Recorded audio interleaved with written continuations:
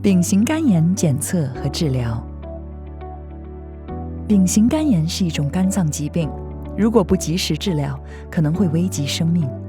一个人可能患有丙型肝炎，但多年来不会感到不适或出现任何症状。检测是确定您是否患有丙型肝炎的唯一方法。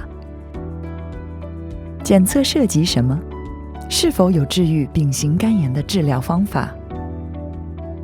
通常需要2次测试来诊断丙型肝炎感染，有时这2项测试可以使用1次采集的血液完成，但有时您需要返回诊所，提供新的血液样本进行第2次测试。第1次测试是筛查或者是丙型肝炎抗体测试，这是检查您是否曾经接触过病毒。如果检测结果为阴性，说明您从未接触过丙型肝炎病毒，因此您无需做第2次检测。如果抗体检测结果呈阳性，您将需要做第2次检测，以检查您目前是否感染了丙型肝炎。如果确认测试呈阳性，则意味着您患有丙型肝炎；如果结果呈阴性，则意味着您未患丙型肝炎。大约1/4的人自行清除丙型肝炎，其他3/4的人将需要治疗以治愈感染。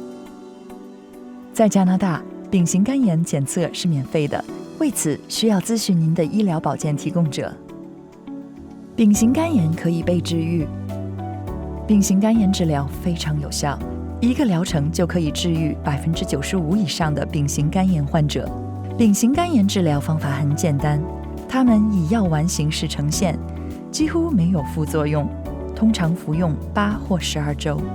大多数人不会为丙型肝炎治疗自掏腰包，该费用通常由公共或私人健康保险和制药公司的项目支付。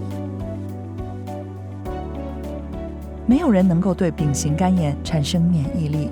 如果您的丙型肝炎已经治愈了，或病毒自行清除了，您还有可能再次被感染。